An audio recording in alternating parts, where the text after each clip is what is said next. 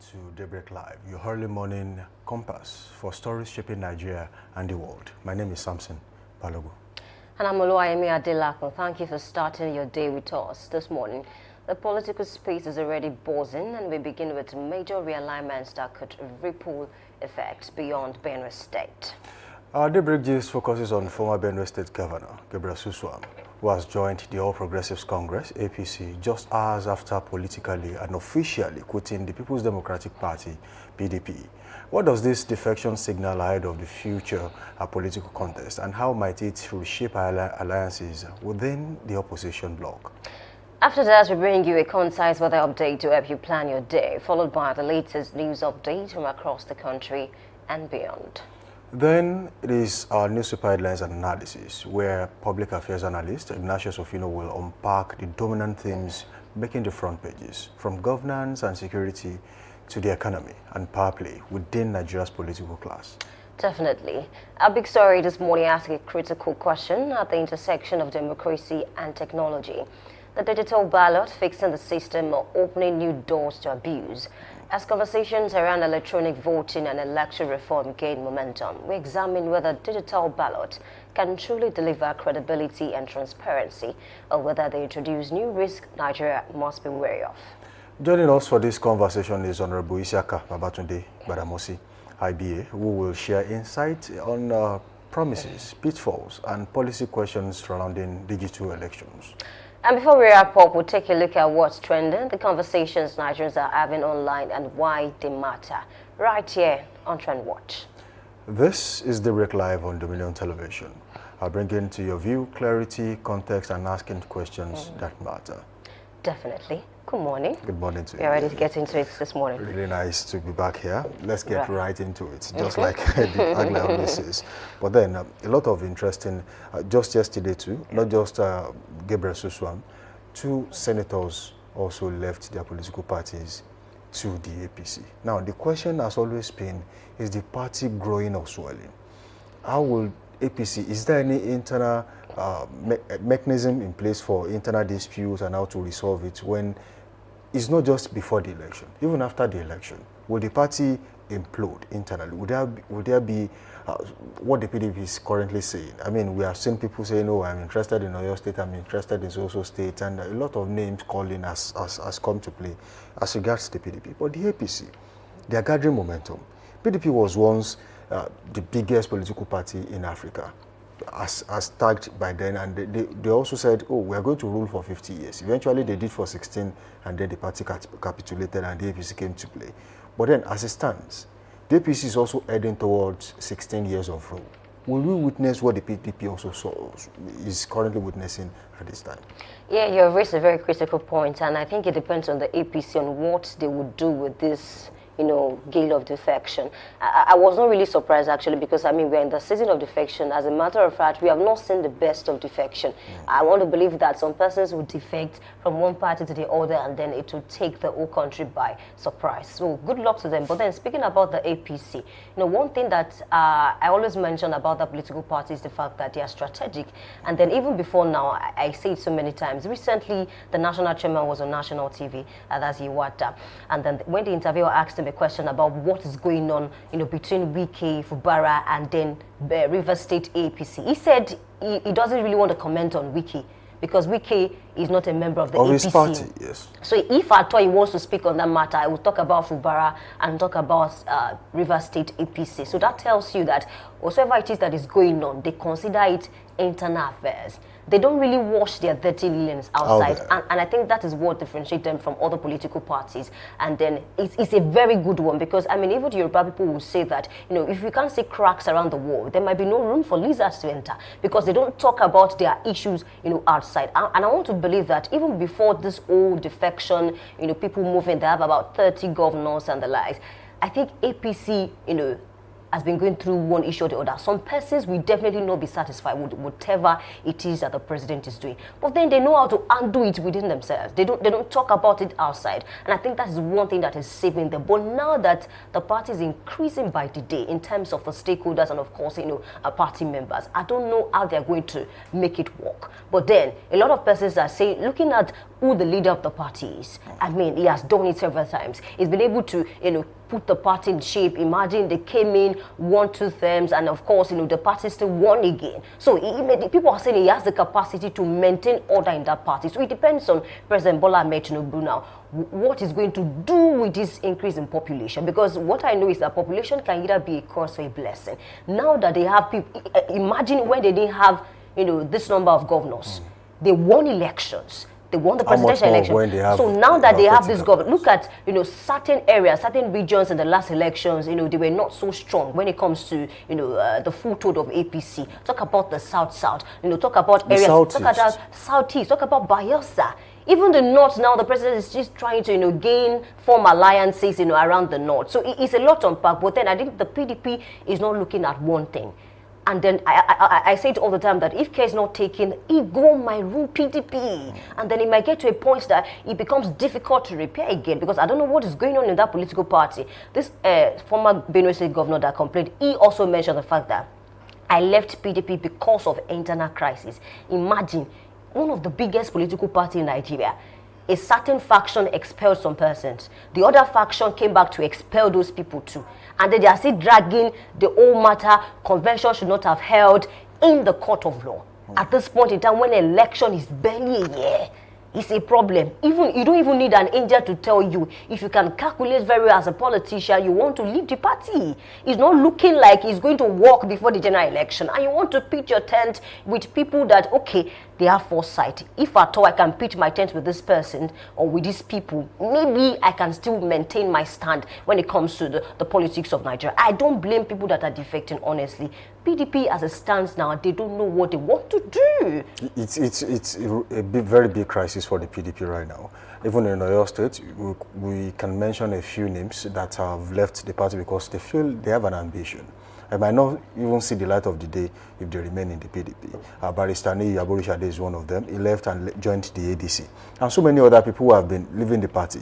Even before now, Bolanle Sarumi Aliyu left the party and now she's in the ADC. So a lot of people are leaving. And if you check the percentage, what it's looking like, of the people who actually left their parties for the ADC, majority of them, they are from the PDP. Yes, some of them are from the APC, but if you check the background of those who are from the APC, a huge number of them actually left the PDP for the APC and now they are in the ADC.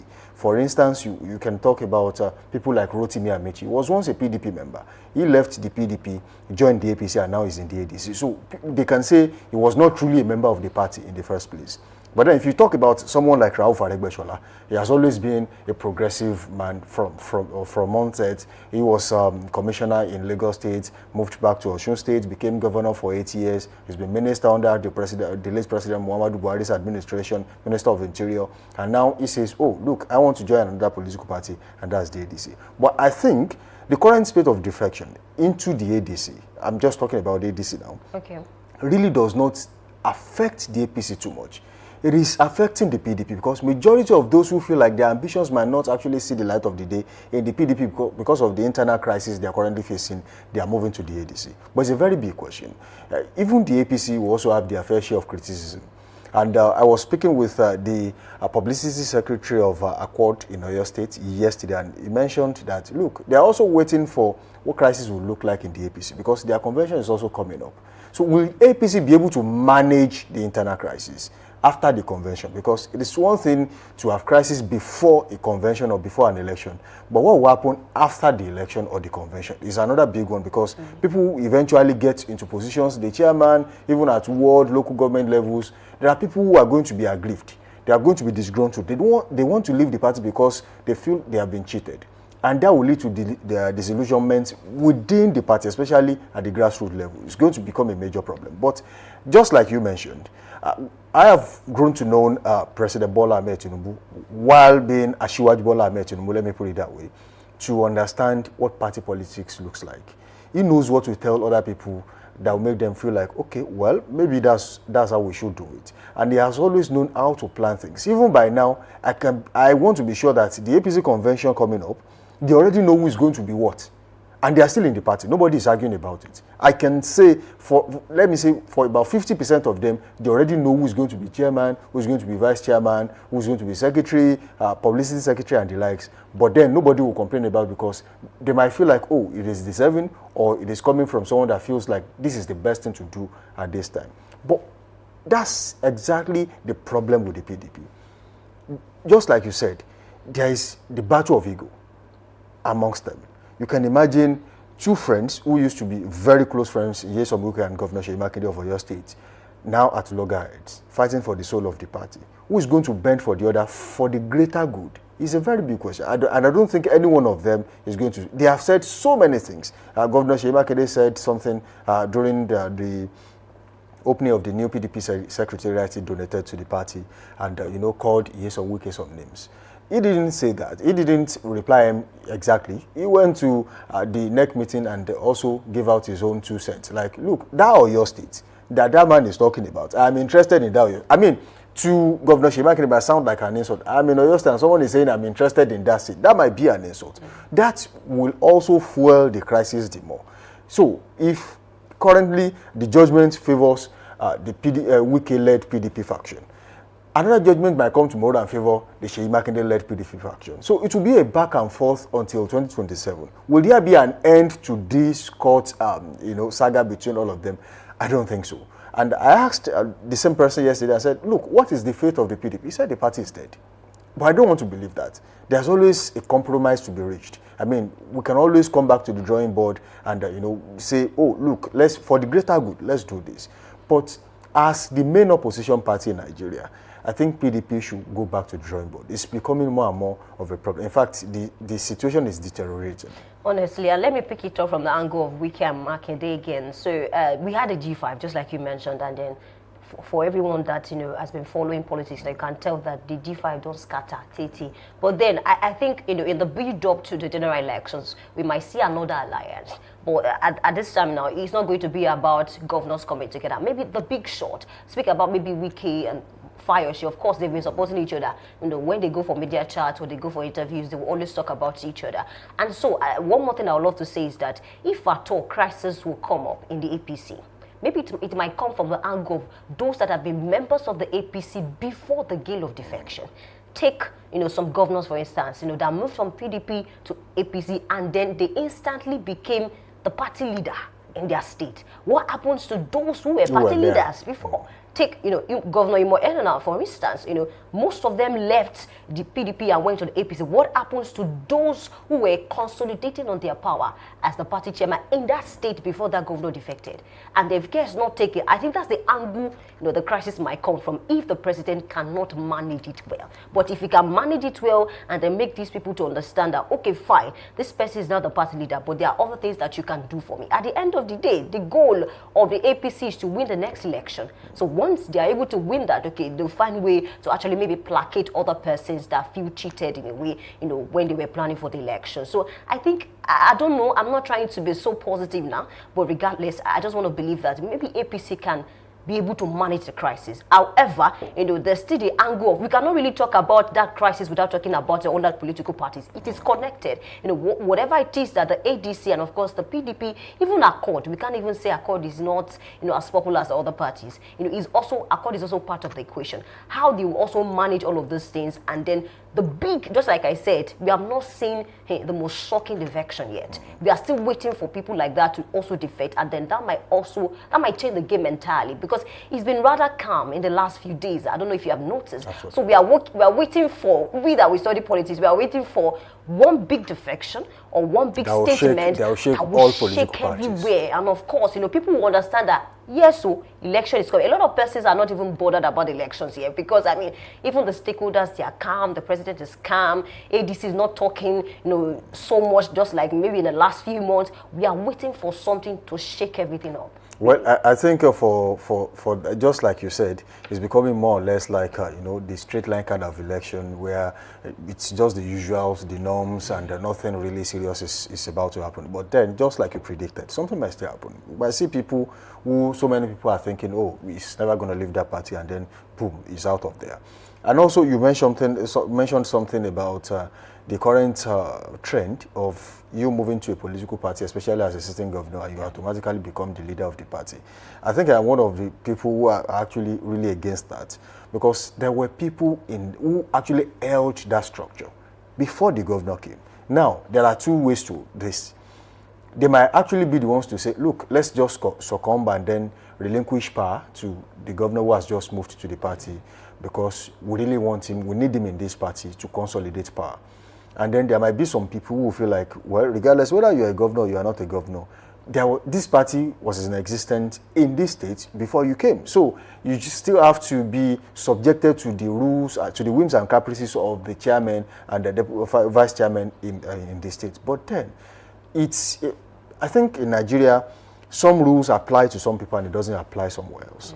I want to say this very quickly. I saw a particular write-up recently where the president, broker peace between Siminalayi Fubara and Nyesom Wike of Rivers. And then Wike is to be recognized as the supreme leader in Rivers State. But then, Fubara is the governor.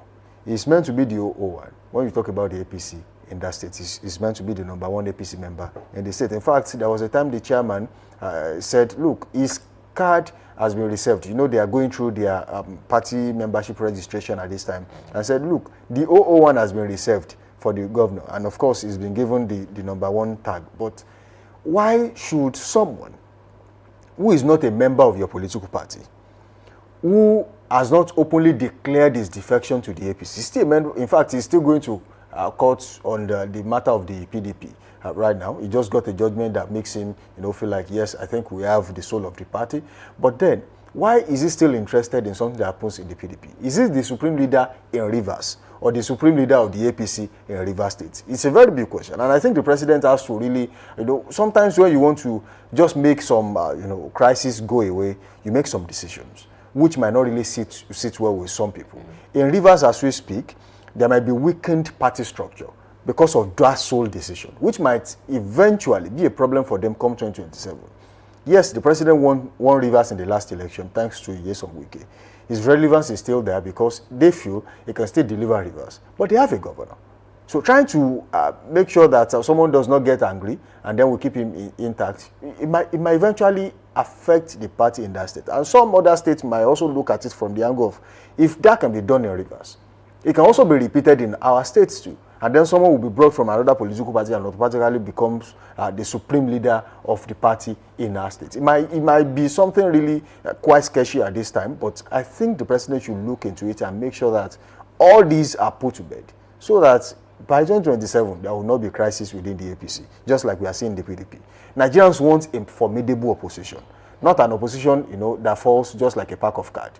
I mean, at the very slightest of touches, then they are no longer there. So let the president also find a way to make sure that the interference of the ruling party does not affect the opposition, because that's the only way we can successfully elect good leaders for this nation. Yes, and then let me just speak quickly on that. See, it's an aberration, no matter how much you want to explain it, because according to the constitution of the APC, whosoever becomes the governor in that state becomes the leader of the party. So I don't know how they are interpreting the constitution. Supreme leader. Exactly, because just like calling someone a leader in the APC, there is no space for a leader. You are as good as you have no position.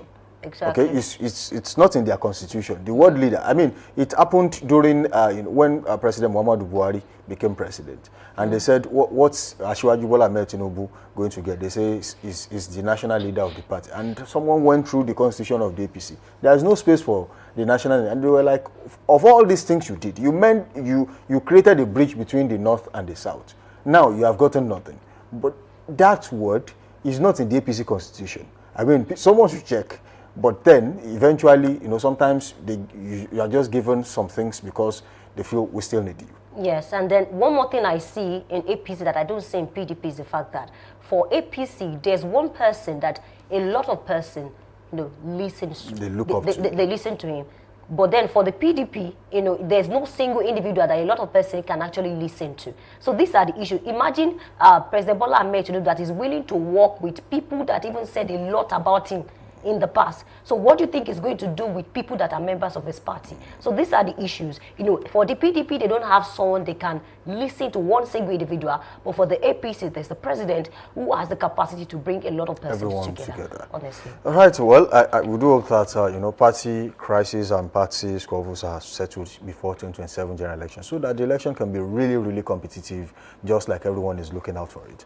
All right. It is time to take weather report on this show. That will be the convenient space to leave that, and then we'll take weather report on this show this morning and help you navigate through the day. All right, we'll be starting with the ancient metropolitan city of hospitality, Ibadan. So let's look at what the weather looks like in Ibadan as we speak. Weather in Ibadan currently feels like 26 degrees Celsius, and later in the morning it will rise to 29 degrees Celsius while being mostly cloudy.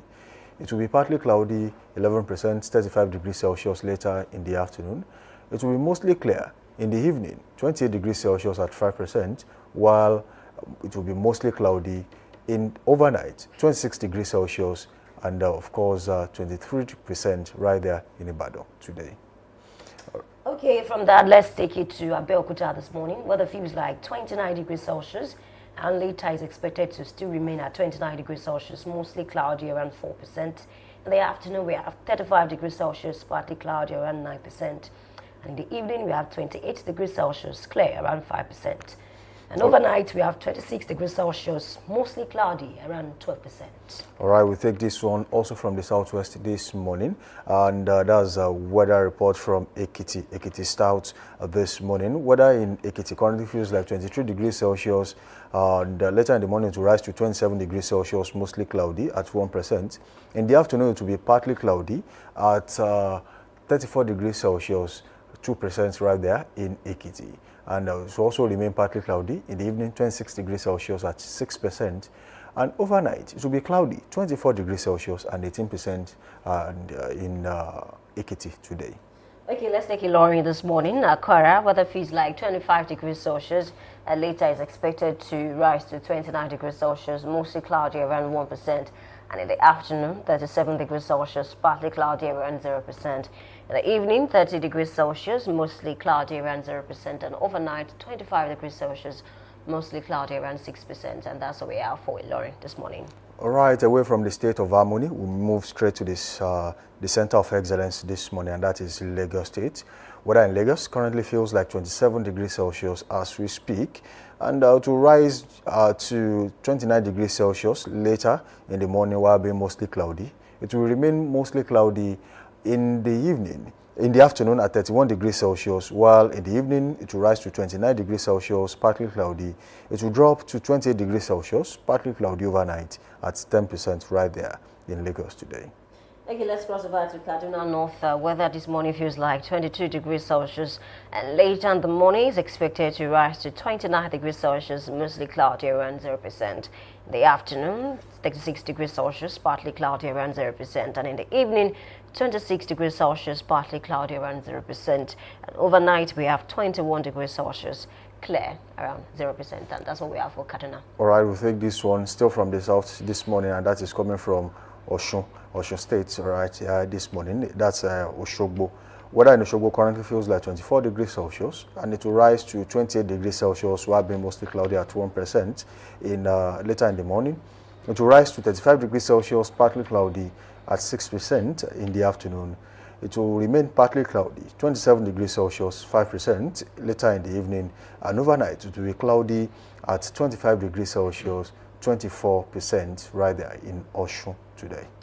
Okay, let's take it to Kano Municipal. Weather feels like 21 degrees Celsius, and later is expected to rise to 28 degrees Celsius still in the morning, mostly cloudy around 0%. In the afternoon, we have 36 degrees Celsius, mostly cloudy around 0%. In the evening, we have 26 degrees Celsius, partly cloudy around 0%. And overnight, it drops to 20 degrees Celsius, mostly clear around 0%. And that's what we have for Kano Municipal. All right, I think that will be all we can take on Weather Report this morning. Do well to link up with us on all social media platforms, Facebook, Instagram, TikTok at Dominion Broadcast, and on X, formerly Twitter, at Dominion Cast. You can watch us live on our website at www.dominion.org.ng, dominion.org.ng.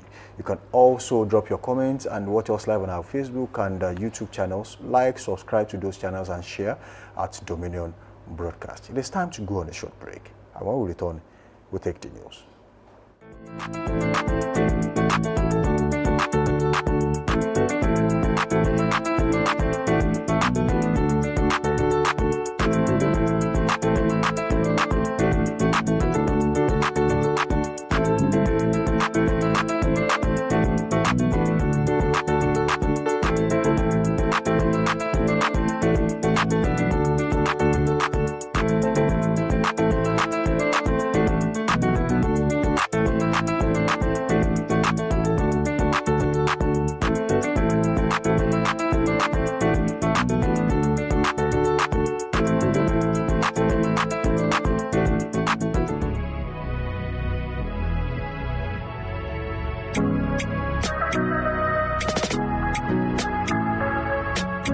Need a professional space to bring your vision to life? Dominion Television Studios offers state-of-the-art facilities perfect for your next broadcast, commercial, corporate video, or live event.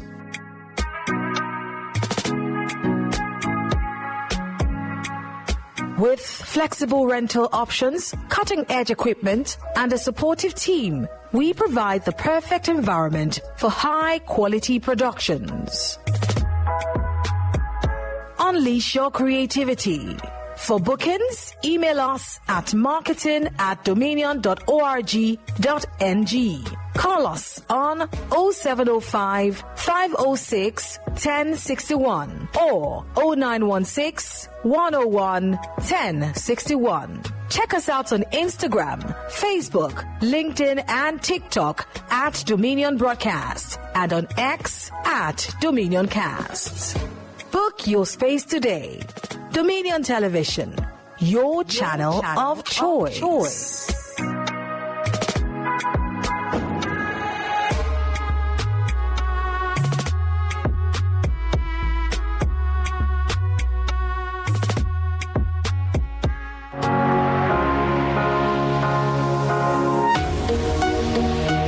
Live from the heart of the action. Welcome to the nerve center of Next Level Broadcasting.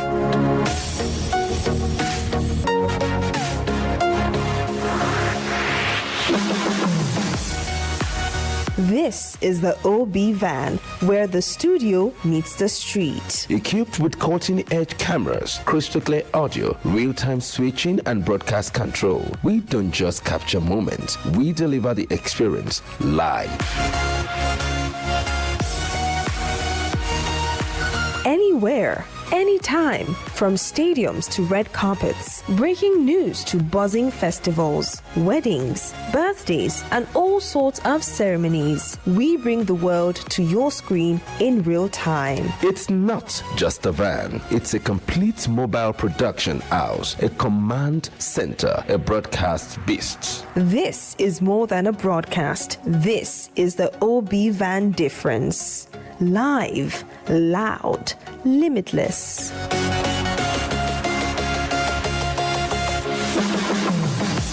Ready to go live? Like never before. Book the OB van today and take your event to the world. One powerful broadcast at a time. To book, call 0705 506 1061 or 0916 101 1061. Email marketing@dominion.org.ng or visit our socials on Instagram at Dominion Broadcast. Dominion Broadcast, your channel of choice.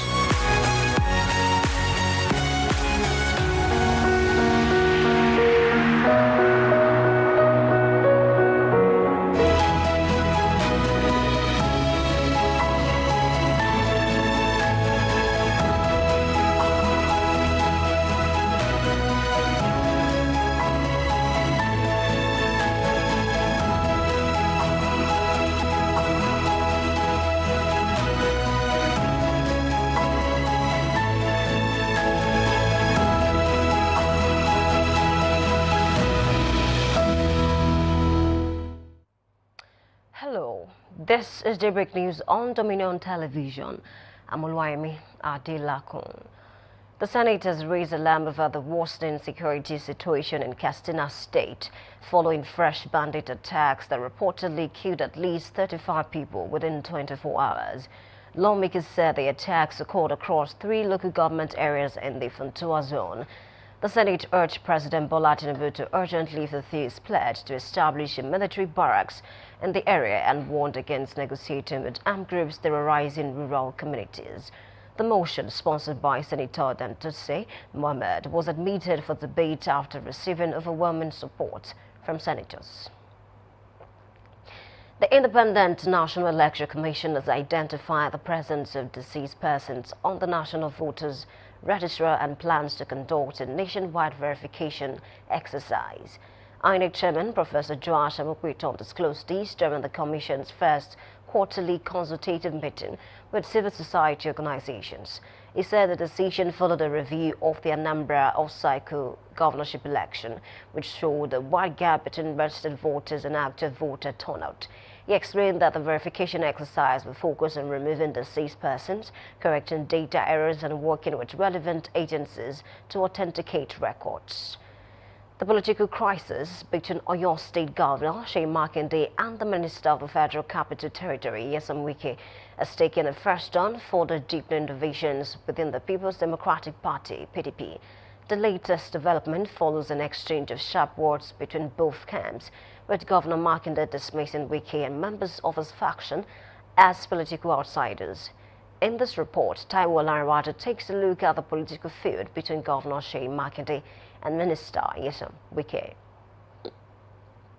Oyo State Governor Seyi Makinde and the Minister of Federal Capital Territory Nyesom Wike has taken a fresh turn, deepening divisions within the People's Democratic Party, PDP. Governor Makinde, while responding to recent comments credited to the FCT minister, described Wike and members of his faction within the PDP as political vagabonds. The governor insisted that the Oyo State chapter of the party remains stable, focused, and united under his leadership. In a swift reaction, the spokesperson to Minister Nyesom Wike, Larry Olayinka, fired back in a post on his official Facebook page, referring to Governor Makinde himself as a political vagabond, further escalating the wars between both camps. Reacting to the development, social commentator Sam Nwoko described the ongoing feud as unfortunate, warning that the sustained political hostilities could weaken the party ahead of future electoral contests. There cannot not be truce in politics. As things stand now, there may not be a truce until we arrive at the time when they will take political steps regarding their various political parties. Meanwhile, the Publicity Secretary of the People's Democratic Party in Oyo State, Michael Ogunshino, dismissed any possibility of reconciliation between Governor Makinde and Mr. Wike. It's very significant to throw a jab as Governor Seyi Makinde. As a matter of fact, I think that he fears Seyi Makinde so much that he cannot mention his name. PDP in Nigeria would not support Asiwaju Bola Ahmed Tinubu 2027. That's a clear statement. There's no ambiguity in that particular one. So there is no truce because there is no interest cannot align. Ogunshino strongly condemned Larry Olayinka's remarks, describing them as irresponsible and unbecoming. As the political battle continues between the two influential PDP figures, observers say the crisis poses a serious test to party cohesion with implications for internal stability both in Oyo State and at the national level. Taiwo Lanrewaju, reporting for Dominion News. The Oyo State Police Command said it has recorded major operational breakthroughs in its fight against crime across the state. The command attributes the successes to intelligence-led policing and coordinated operations. Police confirmed the arrest of a murder suspect in Tede, where a locally made gun was recovered, as well as the arrest of 2 suspected quarters following a violent clash in the Jebele area. In Ilora, a suspect was arrested for an attack that left a night guard with a severed hand, while 3 suspected serial burglars were also arrested in Ibadan with stolen items recovered. The Commissioner of Police, Femi Aruno, reassured residents of the command's commitment to public safety and urged continued cooperation with security agencies. Aruno said that suspects will be charged in court after investigations. The growing number of out-of-school children engaged in street begging is emerging as a major social concern in Nigeria. What was once an occasional sight has become widespread, raising serious concerns about child welfare, access to education, and public safety. Our reporter, Damlola Daudu, examines the growing menace and the effort being made to address it. Across busy highways, crowded markets and motor parks, children begging for alms, hawking and roaming the streets have become a daily reality as classrooms are replaced with the dangers of the street life for many of them. The chairman of the Rapid Response Team at the Oyo State Ministry of Women Affairs and Social Inclusion, Mr. Marcus Williams, attributes the trend to poverty, parental neglect, insecurity and limited access to quality education. He calls for deliberate government action through gender-responsive policies, improved education funding and effective budgeting to avert what he describes as a looming crisis. They are children by virtue of circumstances. Circumstances could be one very fundamental to them, family breakdown. Family breakdown, giving opportunity for them not to have enough resources to take care of their children, to pay their school fees and all of that. And so over time, they are transferred to one caregiver, from another caregiver to another caregiver, and they drop out of school. So you call those ones out of school children. Mr. Williams further explained that the government is adopting a holistic stakeholder engagement approach involving relevant ministries, departments and agencies, as well as community groups, to curb the menace and protect vulnerable children. For us to get these children back into school, we need to do what we call holistic response in terms of ensuring that economic issues are resolved, particularly in the family or within the systems of the guardian that takes care of them. We need to make sure that the government institutions, particularly the public schools, are able to take them in without unnecessarily burdening them with school fees, etc. He cautions that without sustained and coordinated policies, the risks to both children and society will persist. Damilola Daudu, reporting for Dominion News. In business, the Group Chief Executive Officer of the Nigerian National Petroleum Company Limited, NNPCL, Bayo Ojulari, said that Nigeria's state-owned refineries were operating at what he described as a monumental loss. Speaking at the Nigeria International Energy Summit 2026 in Abuja, Ojulari said operations were altered to prevent further erosion of value. He acknowledged that public anger over the refineries was justified given the scale of investment and expectations over the years. Ojulari said a detailed review by his management team reviewed the true financial state of the facilities, prompting the decision to stop operations. And in sports, Super Eagles winger Ademola Lookman has said he's ready to make his debut for Atletico Madrid. The 28-year-old trained with his new teammate on Tuesday and received a warm welcome ahead of Thursday's Copa del Rey quarter-final clash against Ribetes. Lookman is in contention to feature against Manuel Pellegrini's side. Speaking after the training, he said he's settling in well and is prepared to contribute if given the chance. Lookman added that he hopes to bring speed, dynamism and decisive movement to Atletico as a target success at the Metropolitano Stadium. You can visit our website on www.dominion.org.ng to watch us live and interact with us. You can also follow us across our social media platforms, Facebook, Instagram, TikTok, YouTube and LinkedIn at Dominion Broadcast and X at Dominion Cast. That's Daybreak News. I'm Oluwayemi Adelaka saying thank you for watching and good morning.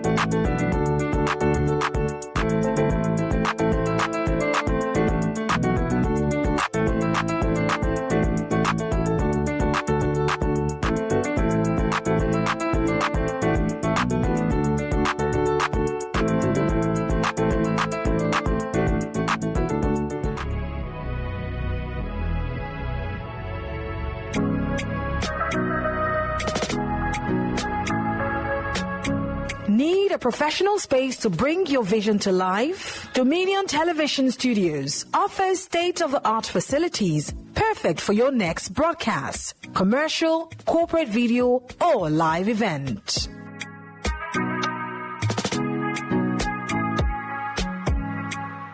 With flexible rental options, cutting-edge equipment, and a supportive team, we provide the perfect environment for high-quality productions. Unleash your creativity.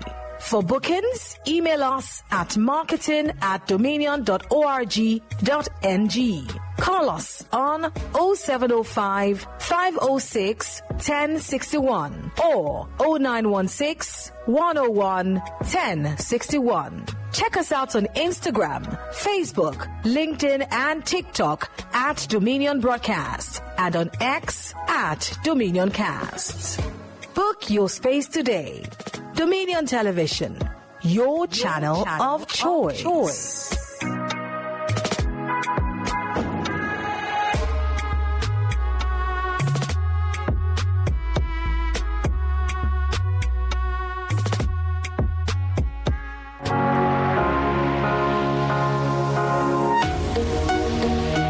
Live from the heart of the action. Welcome to the nerve center of Next Level Broadcasting.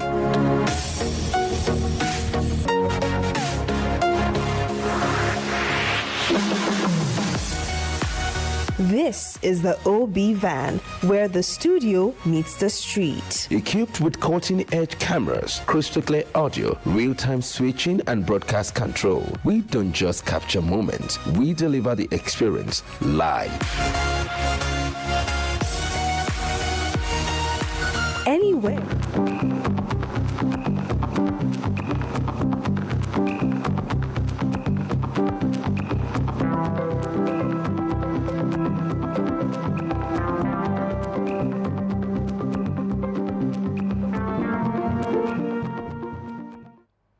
Welcome back. Thank you for staying with us this morning. This is newspaper headlines and analysis. I'm Oluwayemi Adelako. I'm not alone in the studio for this segment. With me, Ignatius Bosalome Afina. Welcome on board this morning. Good morning, Yemi.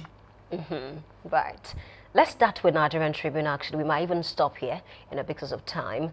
I have the banner headline that says Senate passes electoral bill, rejects mandatory e-transmission of result, and that headline, as these writers, reduces notice of election from 360 to 180 days, recommends 5 million naira fine for unlawful possession of PVC, returned the 2022 law. That's coming from Apabio.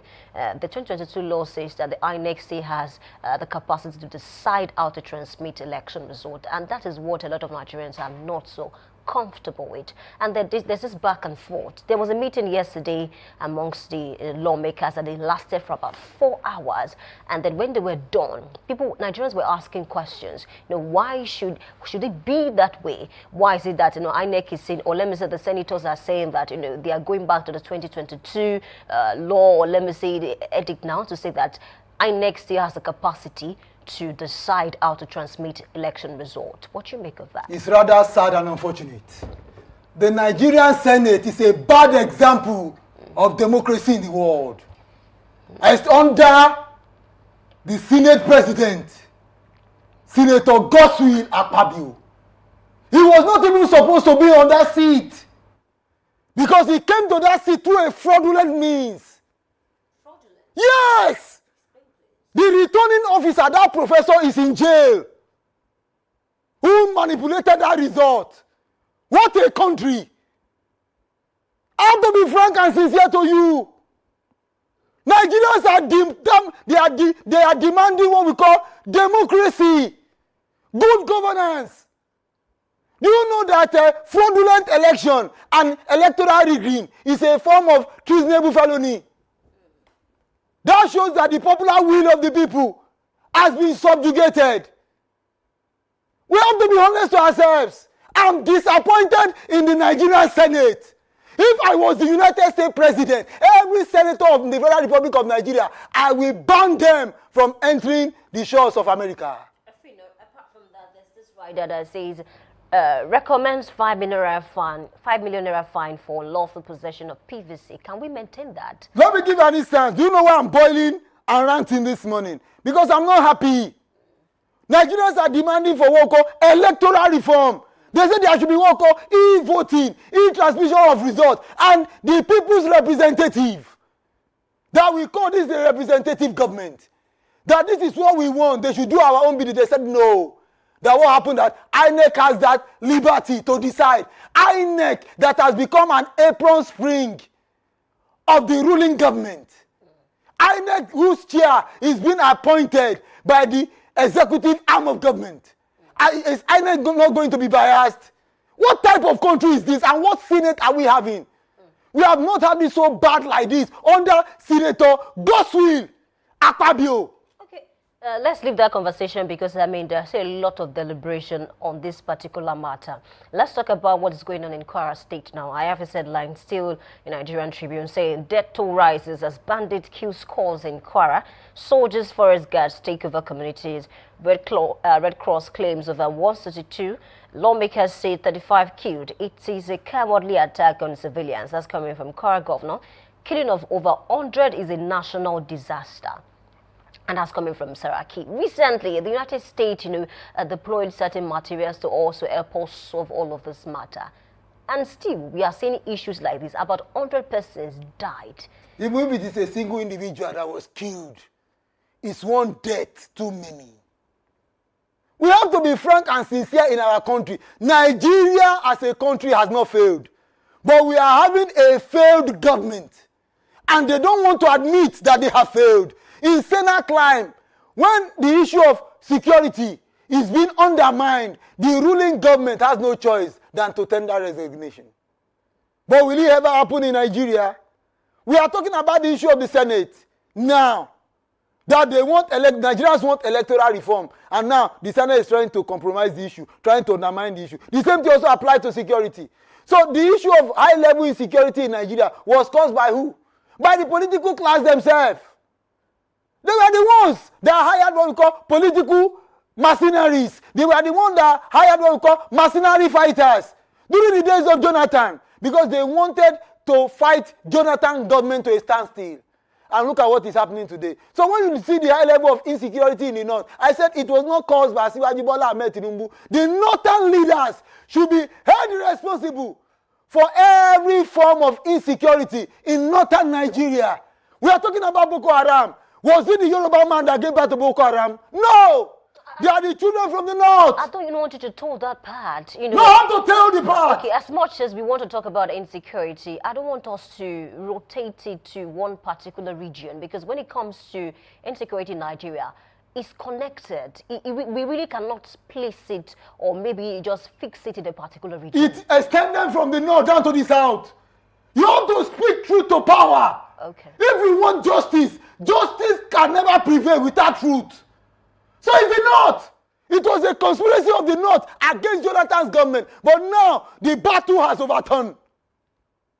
So they are paying dearly for it. Those of us from the Southern Protectorate, we should be on red alert and watch. Because if care is not taken, they are coming to infiltrate us here. We know how we rule, we know how we relate among ourselves. In the South, we have Christian Muslim. We have Christians in the South. We have Southern Christian Muslim. We have Christian Muslim. We have Muslim Christians also in the South. But you see the North telling you that the Christian can never lead the North. Asiwaju Bola Ahmed Tinubu, is he not a Muslim? Is he not from the South? When he said he wanted to rule, we said no problem. Assuming Southern Protectorate have agitated that no, a Muslim cannot lead the Southern Protectorate. Do you think Asiwaju Bola Ahmed Tinubu will win? No. But those of us in the South, we have adopted a principle called religious freedom and liberty. There is still religious persecution in the North. Till date. And it's causing what we call a lot of insecurity. You are talking about the Amajiri system. They say it's part of the tradition of the North. Fine. It's begging a noble profession. But President Bola Ahmed Tinubu did not win that election majorly because of Southerners. He had votes, thousands of votes in other parts of the country. One vote counts. Because a vote can make you win. And a vote can also make you to lose an election. I know what I'm saying. That was what prompted the idea of Muslim ticket. That the Christian North, the Christian in the North cannot lead the North. That is not possible politically. Those of us, we have Christian majority in the South. Let's assume the Christian majority are also insisting that a Muslim cannot lead the South in the presidential election. Will there not be problem in this country? We really need to move away from all of this because it's become the bane of the country. And those who started these ethnic, issues, most of them are long dead. And then even the younger ones are made to deal with the excesses of those people who are now dead. They are not long dead. They are still in the around. That is why they will never support that electoral reform. Let me give an instance that happened in this country that shocked the whole world. Jonathan's finger was not captured. The card reader rejected Jonathan's finger in 2015. He rejected that of the First Lady, then Patience Jonathan.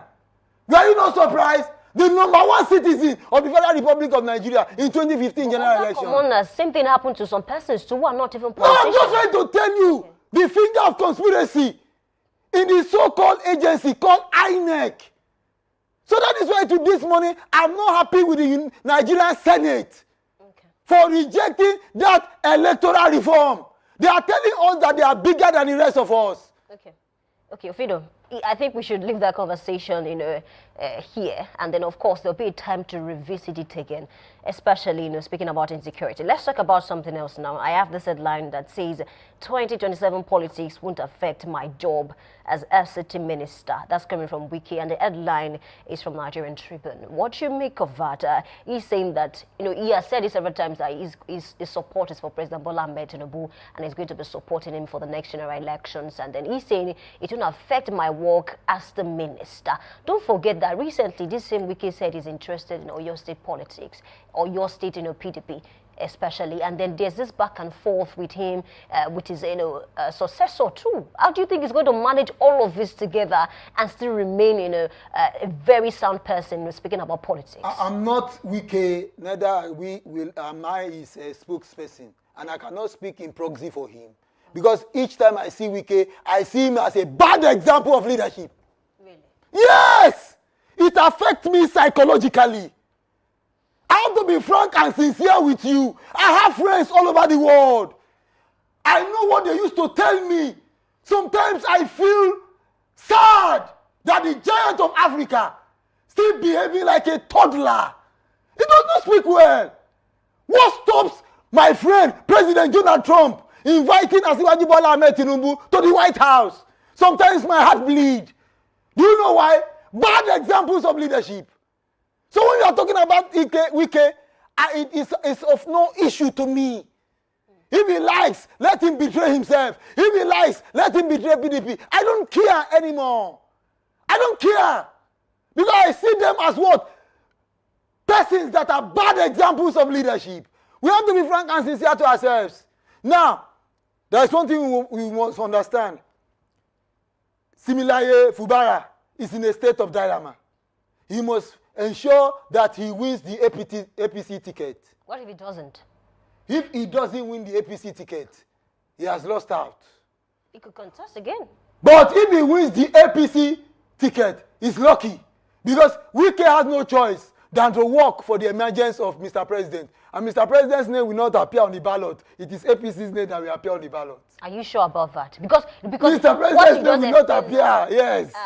Let me cite an example now. Because, yes, he's a supporter of President Bola Ahmed Tinubu, but obviously they are not in good terms. So regardless whether his name appears on the ticket for APC, you still think that Wike will support Fubara to win the election? What I'm saying is this. Wike, for now, is in PDP, though working for APC. Yes. Now, Wike cannot control the party structure for APC in Rivers State, according to the declaration of Mr. President. Mr. President had declared that in APC control state, the executive governor remains the leader. Really? When did he say that? He said it. The president said it. Your president. When? He because said it. There are any rumors that he said the president wants Wike to remain the leader of the party, not the other way around. I said your president said it. We are on air. Okay. When you occupy a public position, your life becomes public. So it's there. It was not an AI-generated information. It was an information from the president. So we have to be frank and sincere to ourselves. Now, Similaye Fubara will be lucky if he's been given the APC ticket for a second term. Though the APC governors in some states, they will sympathize with him, and they have no choice than to say, let's give him that ticket. When they now give him the ticket, fine, he will now exert his power politically. Wike has no choice than to support Similaye Fubara to win that election. But if unfortunately Wike, Similaye Fubara is not given the APC ticket, it becomes a plus to Wike in Rivers State policies. But for Wike, to me, I don't like his style of politics. Time will tell on that. I mean, he's already very near, very close to us. Let's talk about something else. I have a headline that says monumental loss ban shutdown of refineries. That's coming from NNPC. And of course, there are discussions around, Port Harcourt refinery. Should we open it? Should we commence work? Should we continue work on that? But I recall that around 2024, early 2025, a lot of persons were calling for, let's sell these refineries off. I mean, it's not working. You are just wasting money every now and then on this refineries. Why not sell it off? Really? What's your stand? Is it not embarrassing? A single individual, Alhaji Aliko Dangote, built the largest private refineries, valued at almost 21 billion US dollars.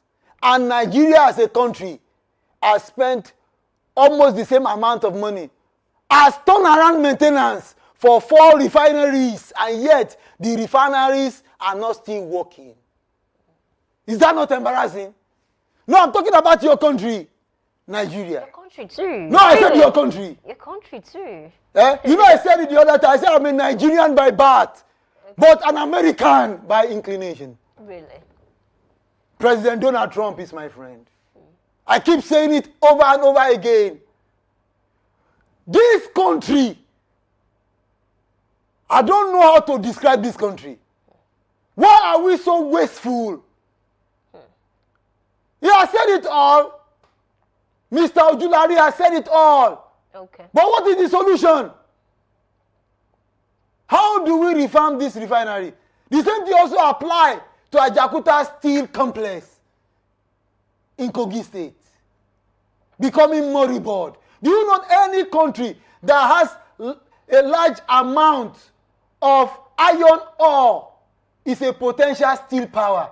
And when you have large deposit of iron ore, you become a manufacturing nation. You have that potential to manufacture what we call capital goods. And what are the examples of capital goods? You are talking about iron, steel, automobiles, aeroplane, ships, ammunitions, nuclear plants, because they are made from where? Steel components. So this country, the politicians got it wrong, with some persons in the civil service who also connived to divert public funds into private pockets. So NNPCL has become an audience table filled with what? Filth and corruption. If there is going to be a forensic audit of NNPCL, a lot of people will go to jail.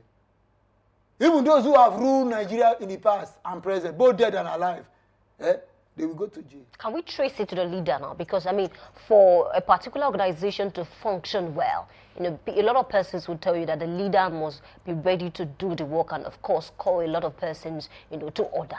Can we trace? Because if you look at past leaders of NNPC, I mean, most of them have, one case or the other, with the court, with EFCC and things like that, really. When Ibe Kachuku was there, Mr. Ibe Kachuku, during the days of Jonathan, there was always what called monthly audit report of NNPC then.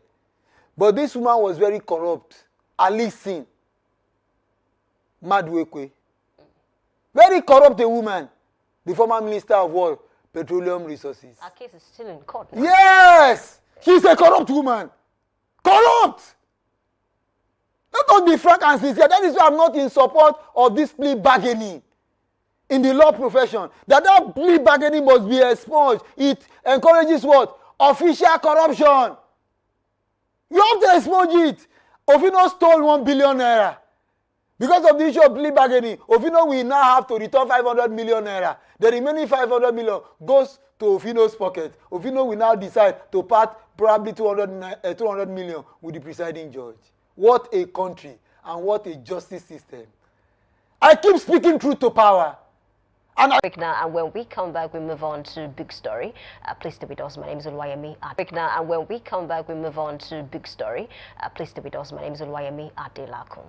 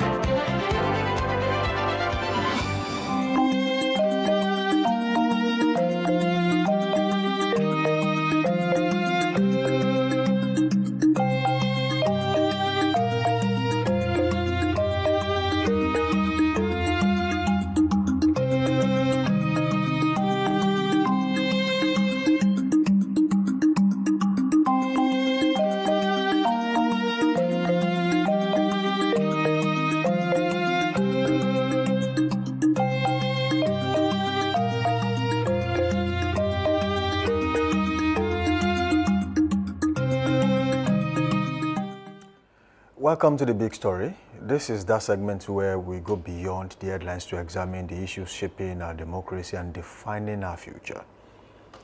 Today, we turn our attention and focus to technology and elections in Nigeria, a relationship that has grown stronger, more controversial, and more consequential with every election cycle.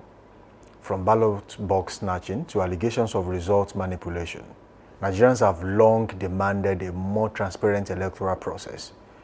In response, technology was introduced as the game changer, but as it truly fixed the system is a very big question. So if it has fully, truly, and fixed that system, it's something we are going to talk about this morning. Or has it simply created new doors for abuse?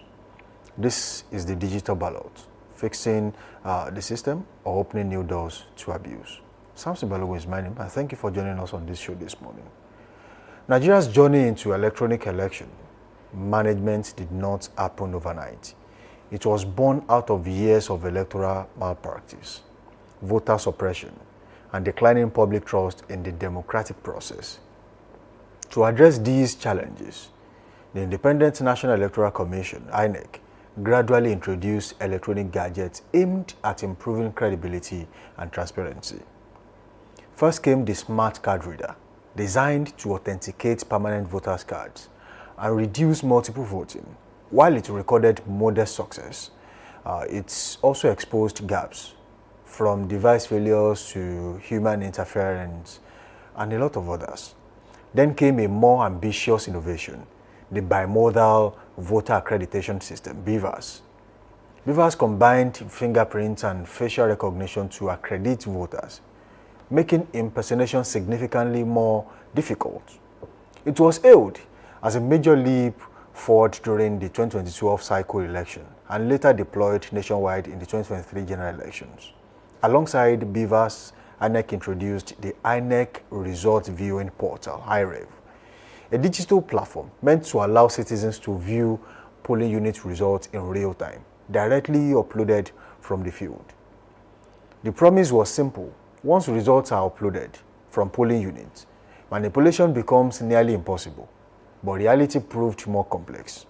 While BVAS improved voter accreditation in many areas, challenges such as poor network coverage, device malfunction, inadequate training of ad hoc staff, and delayed uploads plagued the process. IREV, which was expected to be the transparency anchor, became one of the most controversial aspects of the 2023 elections, with delays and inconsistencies raising questions of and fueling legal battles. This has left Nigerians divided. Some argue that digital tools are still best path to credible elections and that the possible lie in implementation. Now, not the technology itself. Other fears that digitalization without proper safeguards merely shifts manipulations from polling unit to the server, from physical rigging to digital compromise. So, this morning, we ask the critical questions. Is Nigeria's digital ballots truly fixing the system, or is it opening new, more sophisticated doors to abuse? And to help us interrogate this issue, we are joined by Honorable Isiaka Babatunde Gbadamosi, who brings his experience and insight to this crucial national conversation. He is no stranger to voting system in Nigeria. He contested several positions in the country, and he knows exactly what it means for results to be manipulated. Honorable Isiaka Babatunde Gbadamosi, good to have you in the studio this morning. Thank you very much for having me. Good morning. Good morning to you.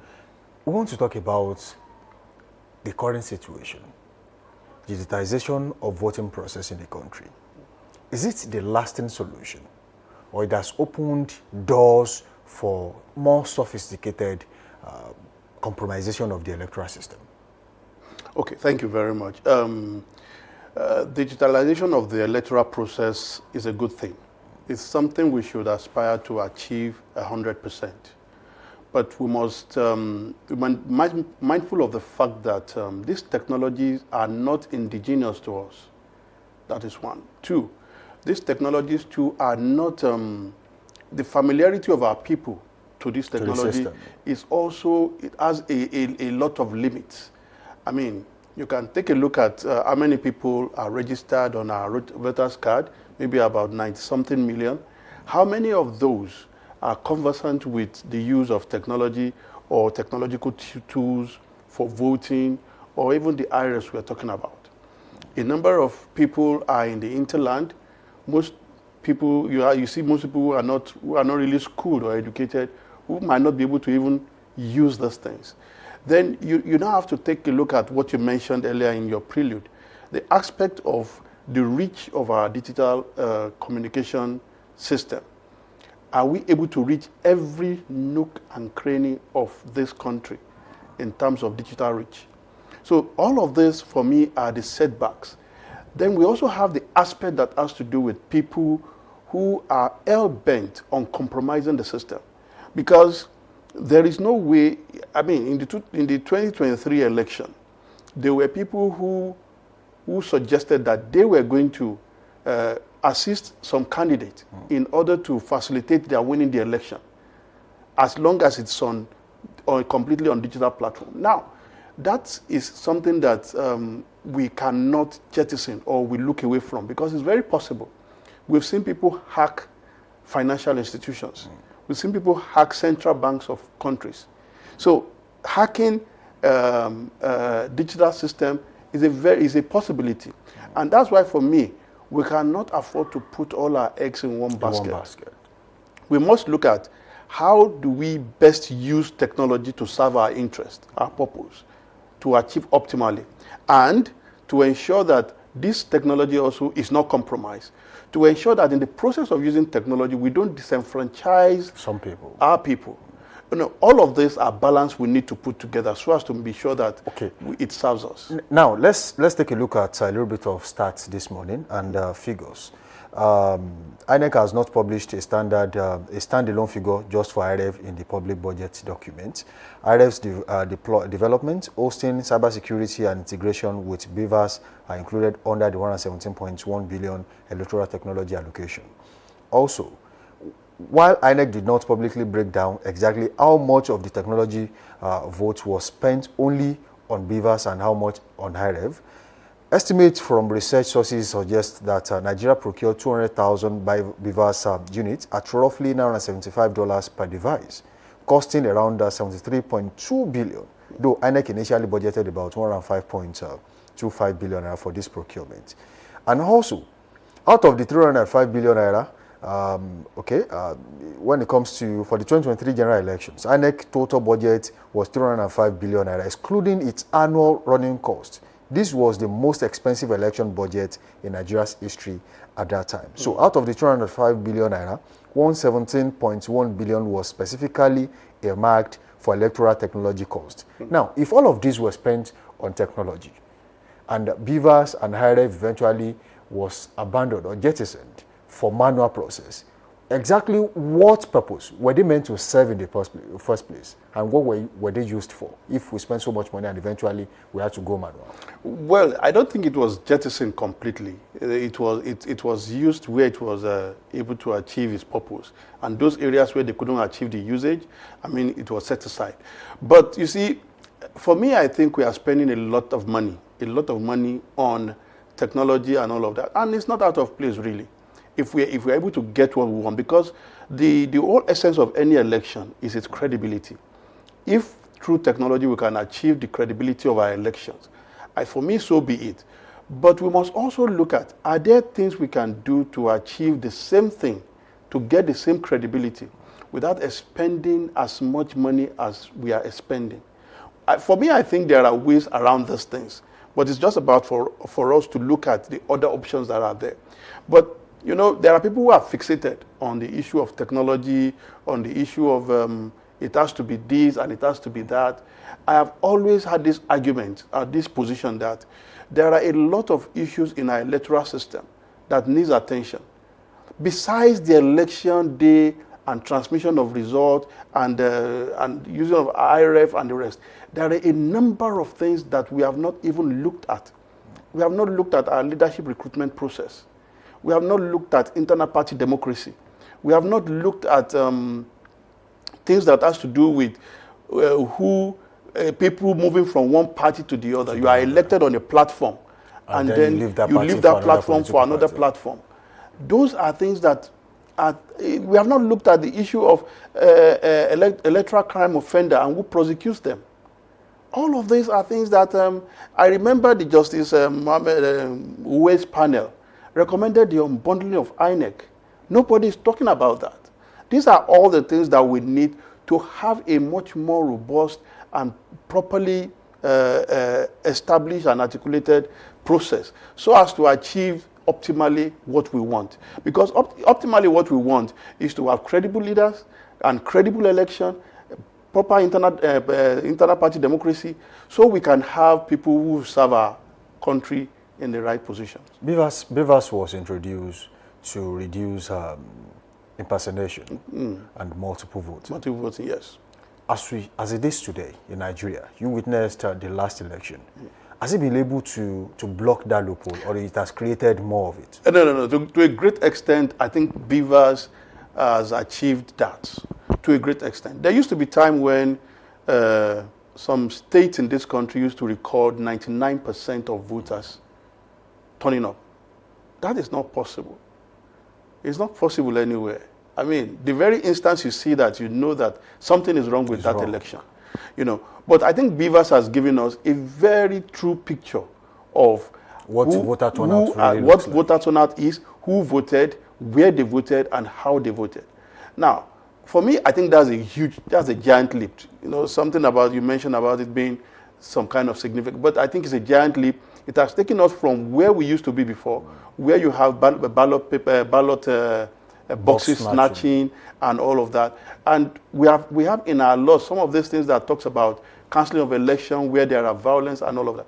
So for me, Beavers has done a good job. And I think that's what really pushed the INEC to see the possibility of upscaling the use of technology to get better with the electoral process. Okay, in some polling units, voter accreditation was smooth. In some, it failed. They had to go manual. Yes. And who should take the blame? The system behind it, the handlers, or the technology itself? Well, I think the blame should go around. First and foremost, INEC has a duty to train its staffs and ad hoc staffs on how to use this. Now, that is an issue on its own, because I've witnessed elections, I've been at polling units where the ad hoc staffs even don't understand how to use these things. And basically because maybe the time within which they had to put them together. Yes, put this together was too short for them. So all of these are things that INEC must look at. Then you now look at the aspect of people who want to circumvent the process. What Beavers has done is to, IREF and Beavers has done is to ensure that this process is not circumvented by people.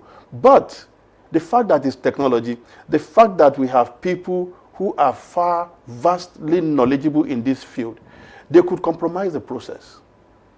And that is something that we must also be paying attention to. That is something that whoever is at the polling unit and those behind the scene, I'm talking of the backroom staffs of INEC, must pay attention to all of these details so that people don't take advantage of some of these loopholes. So do you think facial recognition and biometric verification are sufficient safeguards for the electronic electoral system in the country? The thing about technology is an evolving thing. So yes, for now they are serving the purpose, but we could better the system. And I think as technology evolves, we could also upscale and get better as we go on. Now, IREV was presented to Nigerians as what you call transparency backbone for the electoral system in Nigeria. Judging by what happened in the 2023 general elections, do you think it served that purpose, or there are still miles to cover? It did serve that purpose greatly. It did serve that purpose. I think the contention for most of the people who are really agitating is the transmission of those results. But you see, there is provision also in our laws that in the INEC law, that each candidate or each party must have a representation at the polling unit. So if you have a representation at the polling unit, it means that whatever the result that is compiled at the polling unit, your representation must have a copy. Now, if it does not have a copy, then something has gone wrong, and then it could raise a red flag on it. So I think we should make use of both ways. The representation in human terms, the representation in terms of technology also. Insisting that it has to be technology or nothing, for me, is putting our eggs in one basket. And that might not serve us in the long run. Now, some people have called on INEC to do what we call system cleaning. Sometimes you have people who are with multiple registrations. And sometimes you have people of who are below 18 who are registered on the annex server. It was clear, I think that was 2019, where some voters were captured, especially in the northern part of the country, and it was obvious that these people, there's no way you can be 18 and you'll be, qualified to vote. So, can INEC actually get to do that without actually, lighting up the regional political battle, where they will say it's an attack on a particular region? No, I think that's part of the job of INEC. INEC has a duty to clean up its register, because as at the last time we had an election, that's 2023, in my polling unit, I took a look at the register and I could see names of people who have passed on. A number of them were still on the register.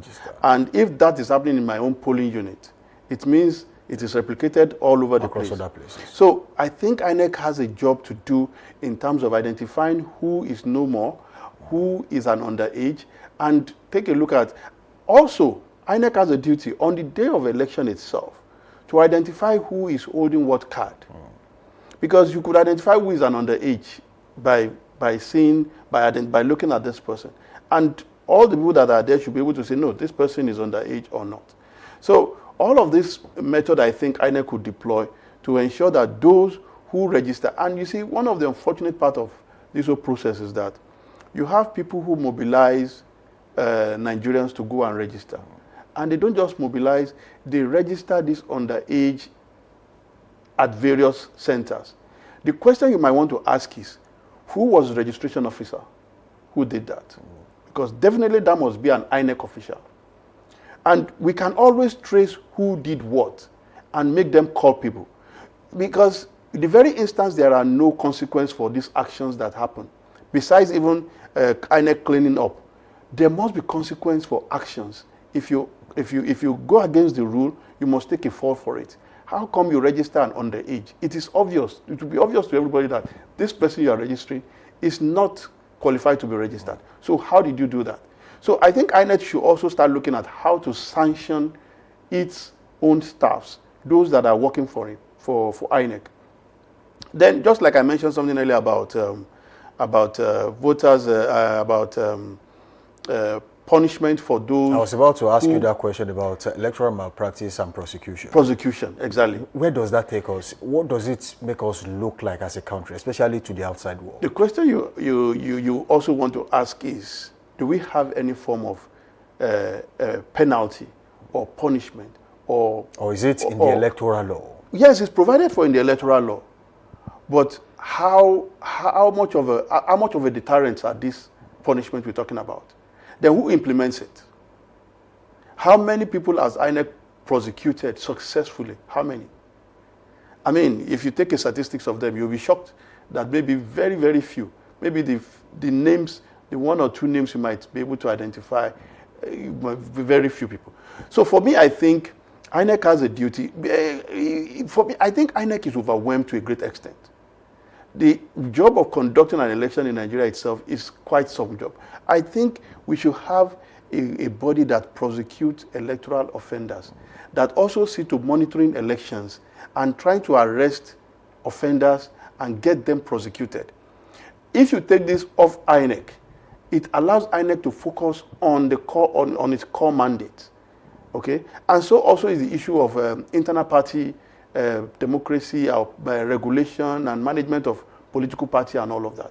If you have bodies to do this, it will allow INEC to focus more on ensuring a credible, free and fair election. Now, this takes us to what happened on the floor of the House yesterday.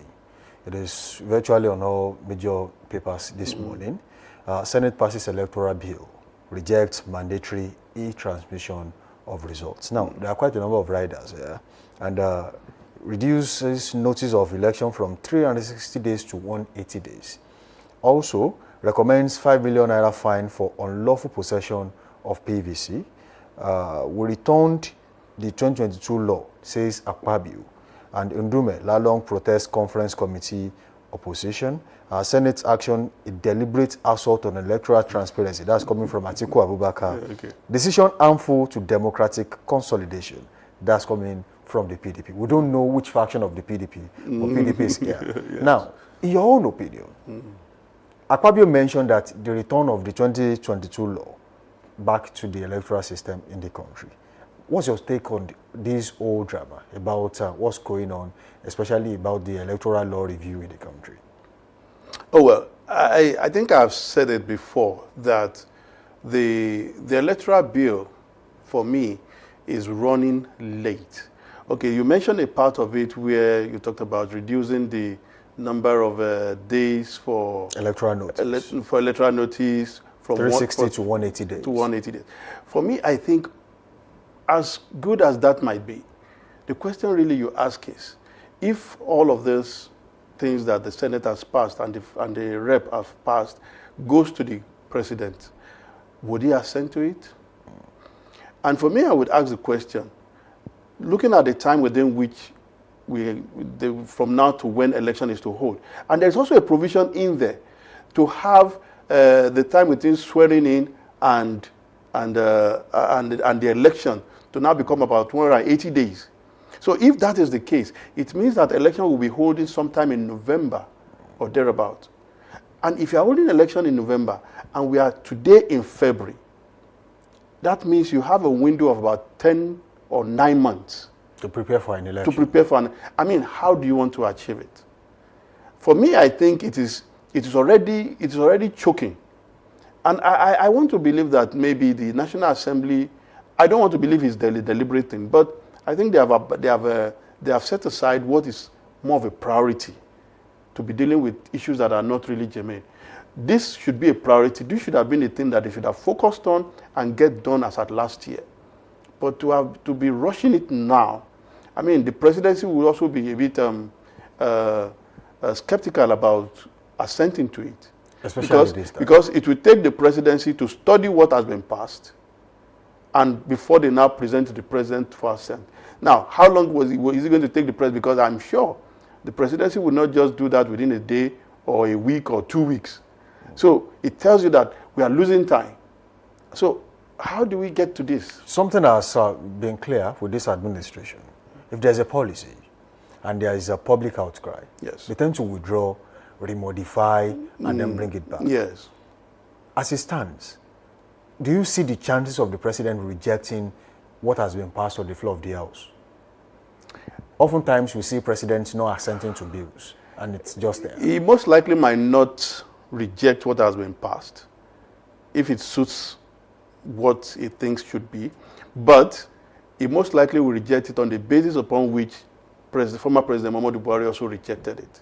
And what was that basis? That it was already too close to the election or the electionary time. Yeah. So for that reason, the president felt that INEC could not be well prepared to be able to implement those new things. And all of that might affect the election.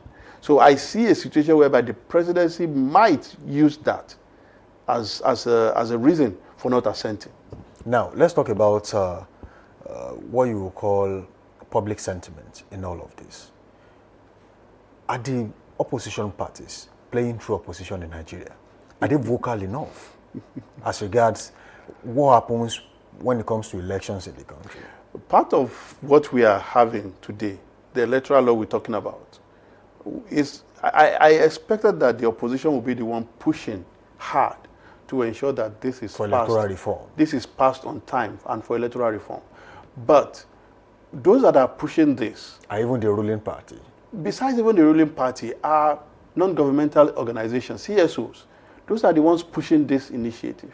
The opposition parties they're always speaking when maybe something arises.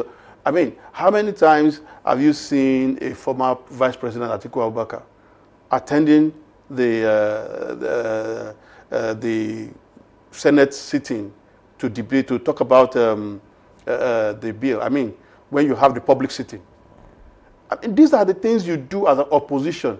When such figure is seated in public debate or public discourse of a particular bill, it gives it weight.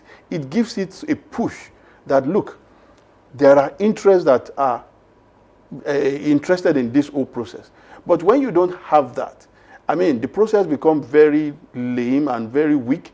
And when you have a situation where you have an Atiku Abubakar, you have a Peter Obi attending all of those sessions, you will see amongst the lawmakers themselves, those in opposition would also be ready to push and insist that this thing get done in good time. But I think, for me, I think most of them have gone to sleep over time. Okay, when polling units become secure, will the manipulation be shifted to the server level? Well, that's what we have done now. Polling unit has been secured to a great extent from the use of... The fear now is what happens on the server. The fear now, yes, is what happened on the server and what happened in between the polling unit and the collation center. So those are now the issue.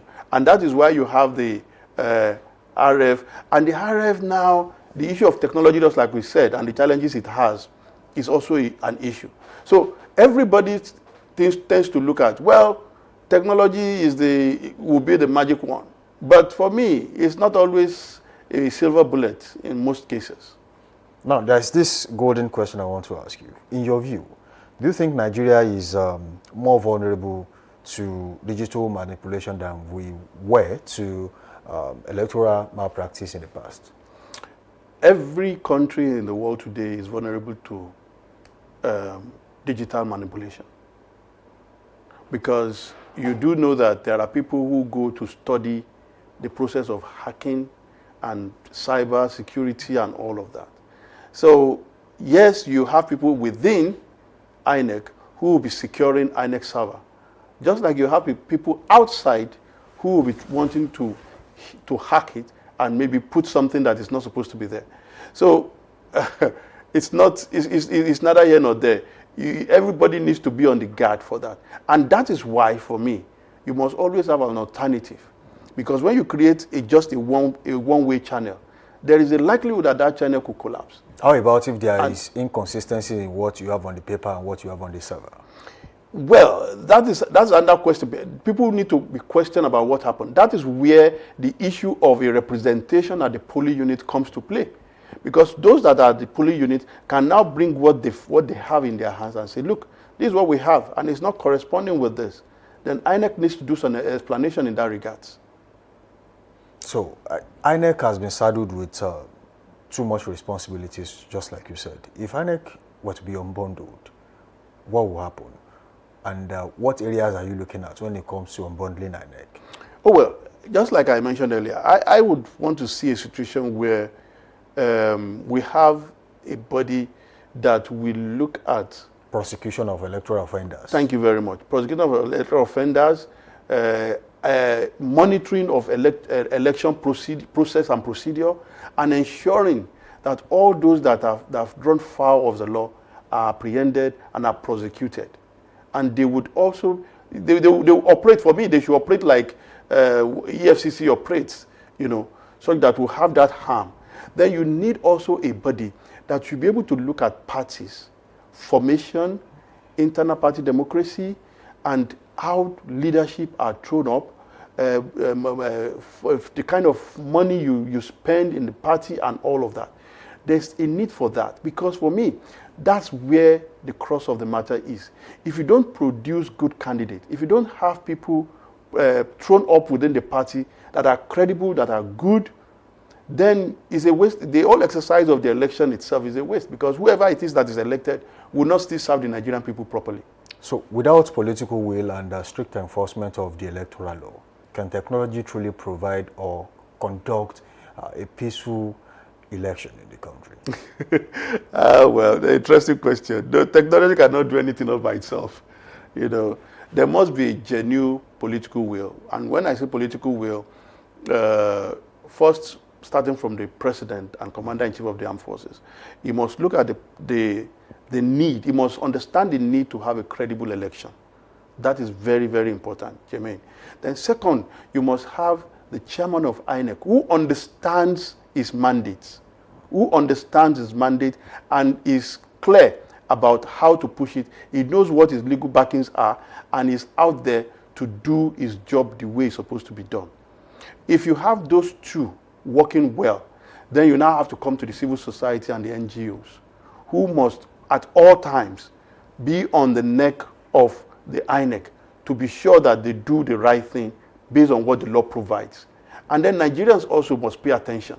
Nigerians must be watching, must be very watchful as to what is transpiring, what is happening real time in terms of what they have, what the kind of vote they have casted, and the kind of parties, the political parties we have, their internal party democracy, what they do, how they do it, how they throw up leadership, the kind of money that is spent during elections. Nigeria must pay attention to that, so they will be able to speak to those issues and ensure that we get the best for our electoral process. Another major time waster when it comes to elections are what happens post-election, which is electoral litigation. Yes.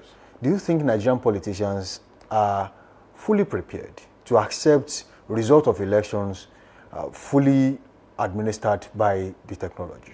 Most Nigerian politicians, you think they will dispute it? Would dispute elections. It doesn't matter how it goes. I mean, you have people. I mean, you know for sure that you do not have a basis in a particular part of the country, but you'll be making claims that they voted for you.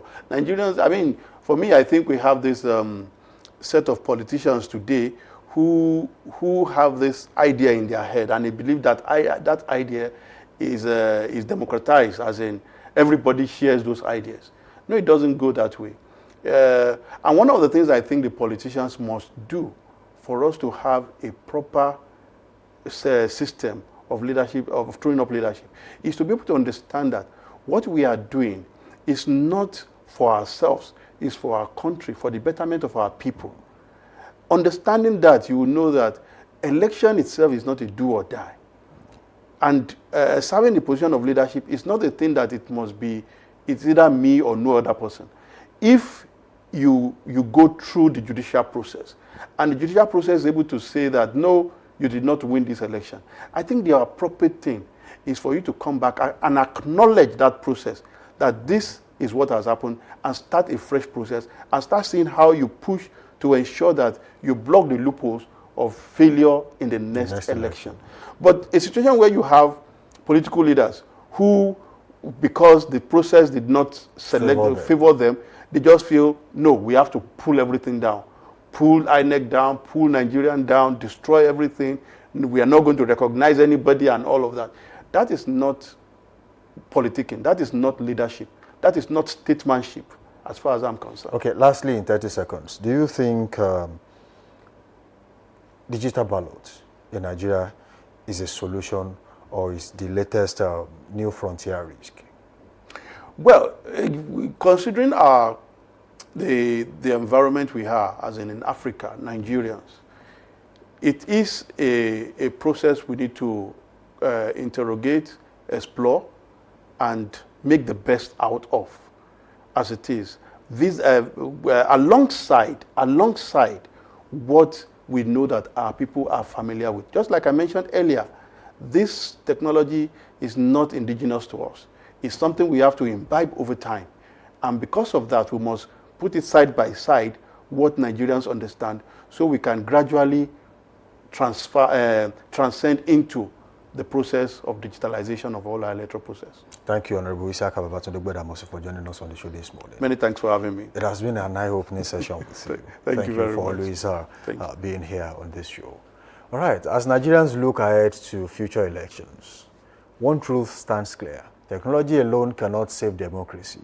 It can only strengthen it when backed by strong institutions, political will, transparency, and public trust. The digital ballot presents both an opportunity and a warning. An opportunity to finally break with a troubled past, and a warning that without accountability, even the most advanced systems can be compromised and manipulated. The question, therefore, is not just whether technology works, but who controls it, how it is deployed, and whether Nigerians can trust the process behind screens. This conversation does not end here. It continues in our communities, our institutions, and at the ballot box. Thank you for staying with us on The Big Story this morning and on Daybreak Live. Up next is Trend Watch. Samson Balogun is my name.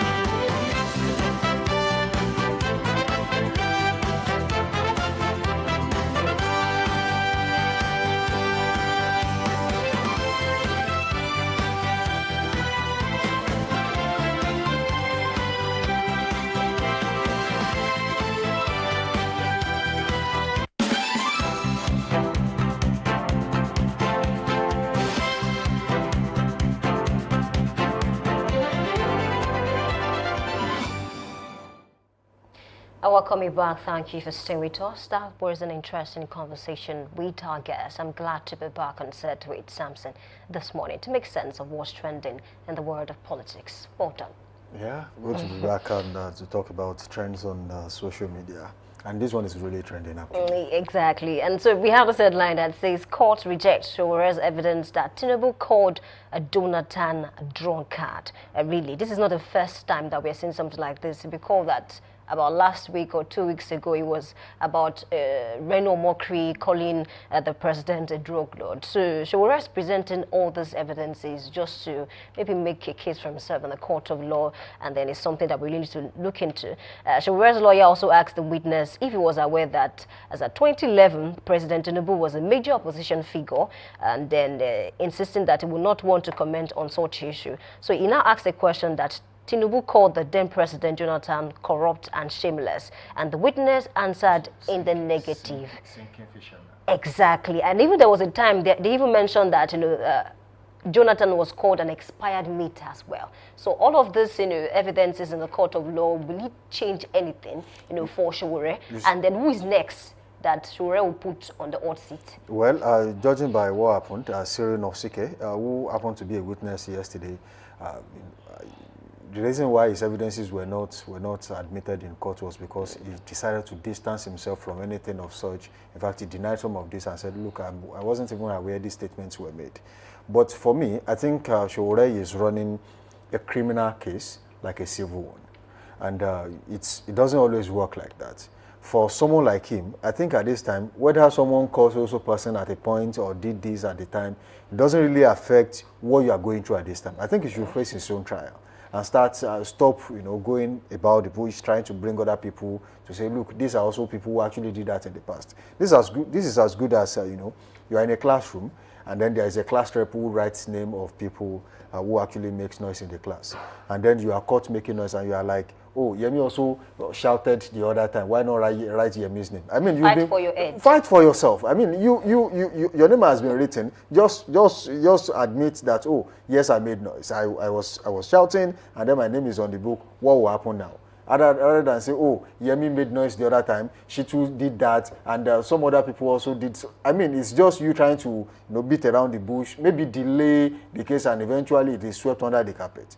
He also made claims about the newest ambassador, that he also made some statements, and you see, these are really not genuine issues at this time. They're just, Showore is Showore. He will always find things to distract you. He knows exactly what to say at the court to make them feel like, I mean, it almost became a therapy in court yesterday because, it's usually who he is. He knows exactly what to say. He knows what to bring to the court next time to make people feel like, oh, there's still something to discuss. At the end of the day, there'll be a back and forth and then nobody will really talk about this anymore. So I think he's just trying to buy himself time, trying to make sure that, eventually hands will touch hand and then they will forget about this. Don't forget that, this is not the first time we have had cases like this. And who has had anything about that? In fact, the most abused president in the history of Nigeria, I think, was Goodluck Ebele Jonathan. And I don't think anyone eventually suffered any faith as a result of what they said to him or said about him. So it will always come and go. And this is also a phase. Showore knows he has escaped, more serious issues than this. You remember the time he protested in Abuja, he was arrested. Eventually, have you heard anything about that anymore? It's still going to be a case that will be put under the bed. Yes, I think you're very correct. And then it's just that it's funny because we don't know who is next. We don't know who Showore will bring up next to see that person also said something about the president. And I think those who have said one thing or the other, maybe they should start praying now, because I believe Showere's journalists are on the move trying to dig up old videos or old tweets of you saying anything. But at the end of the day, it depends on the court to give the final verdict on this matter, really. And so let's take a few comments before we go this morning on this particular matter. Marka is saying selective judgment bought and paid for by APC. And Nadia Evans is saying, is it a lie? Omatosho, show me the law, is saying appeal no good day. Please take the rest. All right, Oche Ochukudi John says selective judgment, just like the other one. And MC Royale says, I am not surprised. APC is their paymasters. And Adesam says the way this case is going, this guy might spend some time in jail or pay heavy fine. Heavy fine. Well, I think eventually that's where it's going to end, because most of the times these cases are not really, I mean, as long as the president can just overlook such and say, look, I'm not interested in any of this, just sort it out. Because I don't think the president is really behind any of this. I think it is just some people who are lovers of the president anyway, that they won't pushing to see that, Showore eventually pays for one of his so many adjudged crimes. And that is exactly what is going on. Exactly. And I think Showore has like a whole lot of cases before him. So he's accumulating. And then if care is not taking Showore, will see add to it before the general election. He can decide to go and fight for maybe market women in one area, gather people, and then they stage the process. Remember what he did for the policemen? That's not new about Showore. And then they will now start chasing with tear gas. Remember what happened the last time? You need to see the video online. So Showore ran at some point. Some people will say, when trouble sleeps, Yanga Gogo will come. And that's the song of, the late sage, Fela Anikulapo Kuti, who just, got a Lifetime Grammy Award. Yeah. People like that, I consider them to be prophets. When they sing, you draw inspiration. And the Yanga that used to go and wake trouble up, I think Showore should be tagged Mr. Yanga, because he knows exactly where trouble is. And when he wakes up one day and says, look, I'm looking for trouble today, I mean, he knows what to do. And like this popular, slang on social media, I don't want peace. I want problems all the time. That's what like peace. He lost. Do you know there was a time he said they invited him for maybe for an interview. He said he went there with his brush, his cream, and some other things because he knew that they might detain him at the end of the day. That's a prepared man. He's prepared for violence. He doesn't care whether they're going to arrest him or not. Well, I don't think that is about seeking relevance anymore. I think he enjoys it. Well, we do hope that, someday it doesn't get, serious punishment for what it does and what he loves doing. Good luck to Showore. This should be the convenient place to leave it on this show this morning. So thank you for being with us and making us your morning companion. Do want to link up with us on all socials, Facebook, Instagram, and TikTok at Dominion Broadcast, and on X, formerly Twitter, at Dominion Cast. You can watch us live on our website at www.dominion.org.ng. And this will be the perfect place to draw the curtains on today's edition of Daybreak Live right here on Dominion Television. Do well to join us again tomorrow on Daybreak Live Extra right here, the Owambe Friday. Right, of course, you can also join us on all social media platforms, as said earlier. And don't forget to always be a part of this show. Drop your comments. Until tomorrow, we shall be meeting again, same station, same host, and of course, at same time, 7 a.m. to 9 a.m. Samson Balogun is my name. Keep being good out there. Keep being safe. Bye for now. All right. Thank you for being a part of the show. My name is Oluwayemi Adelakun. See you tomorrow.